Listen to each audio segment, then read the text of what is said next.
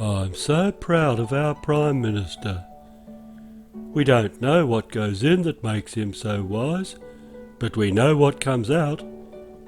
Like once when someone in Parliament called him a lying rodent, but we knew it wasn't true because quick as a flash, like Oscar Wilde, Mr. Howard had his repartee ready the following week, and he didn't resile from the truth either. My advice is I am not a lying rodent. So many people felt better, and I slept well that night. No wonder people always compare him with our other great leader, Sir Robert Menzies. Remember Sir Robert's words? I did but see her passing by, and yet I love her till I die.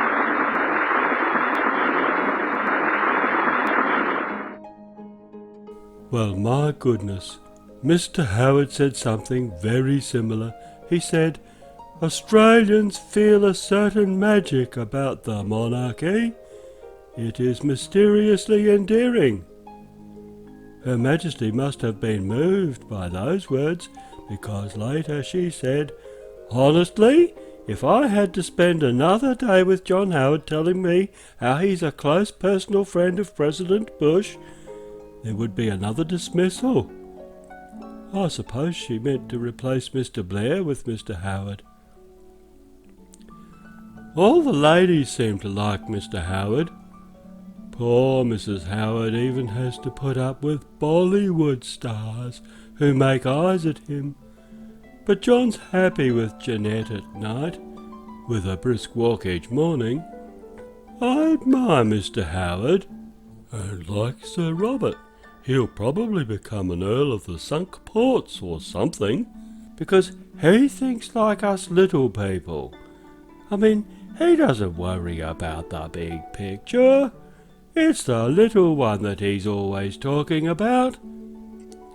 See, he's fixed up our tax system and put in a lot of little rules that simplify it into 9,000 pages.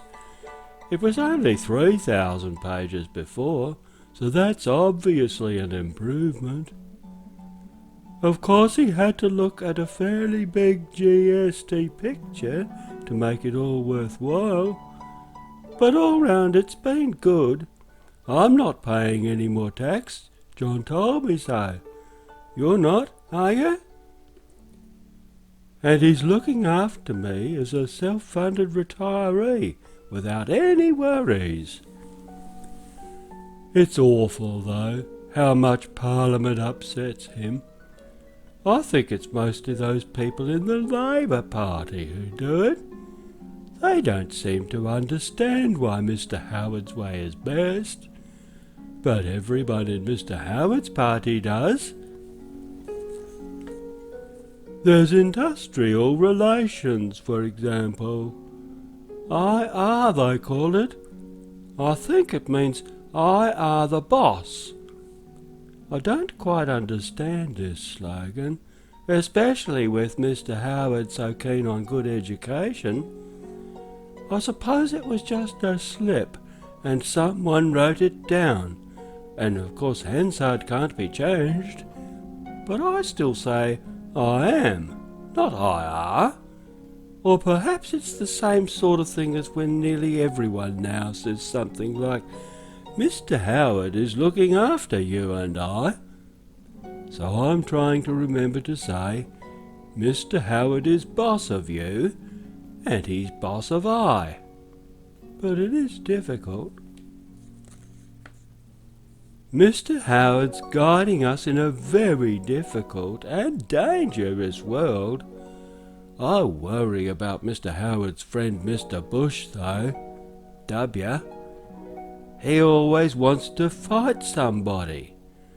Especially since Osama punched W first, in his own backyard, and made him very frightened. Since then, W's got his gang together to try and beat up Osama. Trouble is he doesn't know where Osama lives, so he's just bashing up Saddam, 'cause he thinks he's Osama's friend. And anyway, Saddam's got some toys W wants. And W says Saddam's got masses of rocks ready to throw at him. But when W's gang burned down Saddam's house, they didn't find any rocks. Now W's upset, and he's going to punch everybody who doesn't look like him, and has got a bike chain, or axle of evil, or something. He's made up a game he calls Preemptive Punches. Now Mr. Howard plays the game with him. I think he's keen on W's sister, Condi, but I think W told him porkies. Anyway, Mr. Howard got serious about it and bought his own war game. He got all his friends to play the game.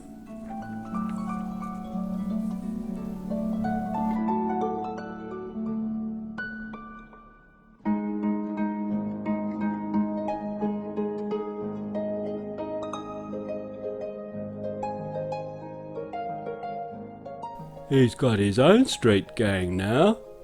Alexander, Tony, Philip, but I'm not sure about Peter. He often seems to be busy somewhere else when John burns down some hedges for W. Trouble is, the grown-ups found out about the porkies and told John.